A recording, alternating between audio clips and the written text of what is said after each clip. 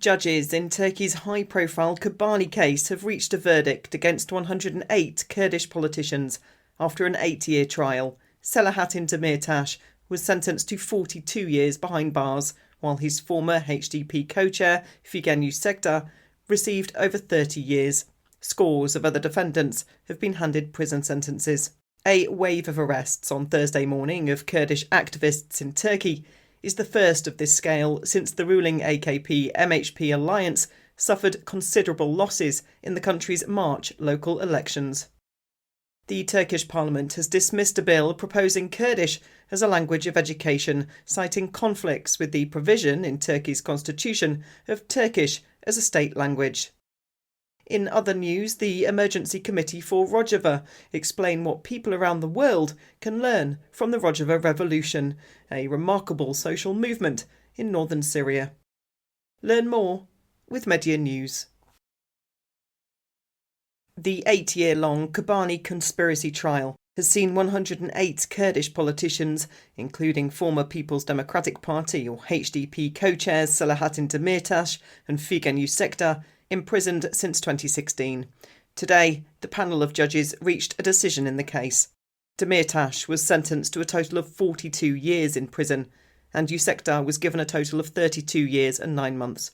A total of 108 Kurdish politicians have been charged in the case. The variety of charges handed out today included disrupting the unity and integrity of the state, inciting an offence, membership of a terrorist organisation, and for the content of speeches, including one made at a funeral. The sentences were met with widespread anger among the pro-Kurdish opposition and supporters. HDP's successor, the People's Equality and Democracy Party, or DEM Party, said, "The penalties given to our friends held hostage in the KOBANE conspiracy case cannot deter us." DEM Party's spokesperson, Aysegul Doğan, added, "Regardless of the decision, we will not abandon democratic politics. Those who insist on democratic politics are feared.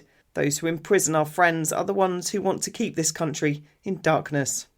The prosecution relates to the events of October 2014, when the city of KOBANE in northern Syria was besieged by ISIS forces. Turkey was preventing aid from reaching KOBANE, and people in southeast Turkey held demonstrations in solidarity.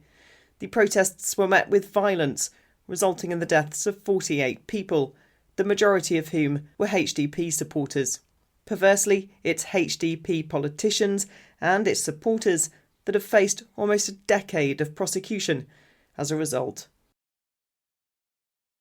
It has emerged that the Turkish parliament has dismissed a bill proposing Kurdish as a language of education, citing conflicts with the provision in Turkey's constitution of Turkish as the state language.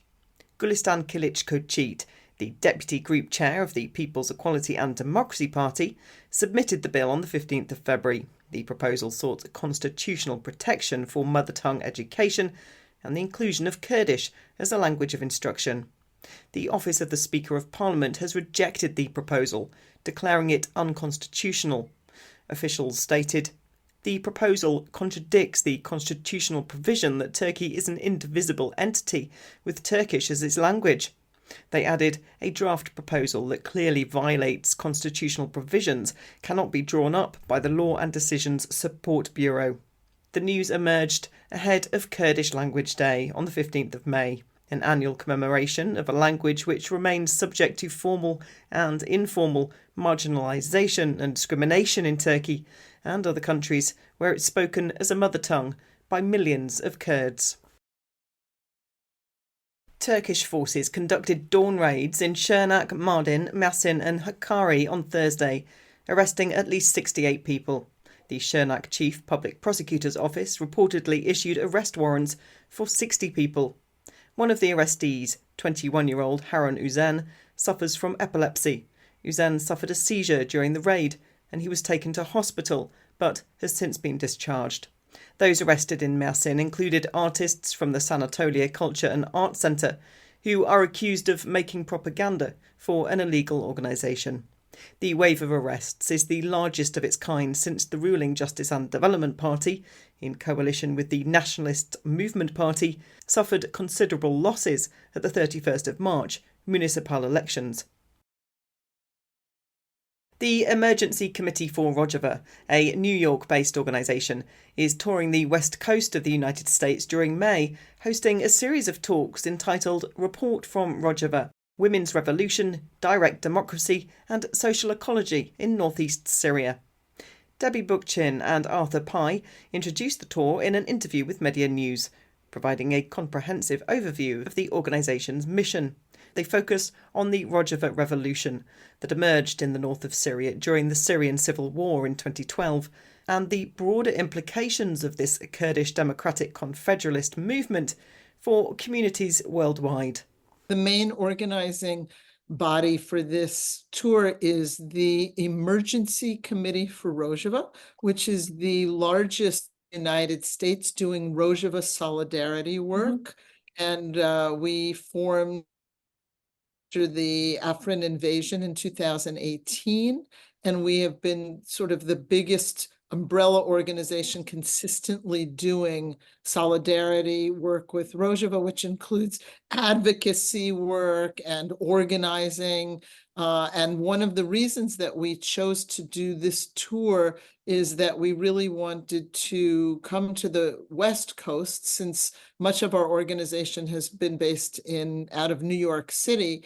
And because there are some great organizing efforts going on out here on the West Coast on all kinds of issues, environmental issues and social issues dealing with people who are unhoused, and start talking to people and trying to bring people together around the ideas that are expressed in democratic confederalism and that have been so important in animating the Rojava revolution.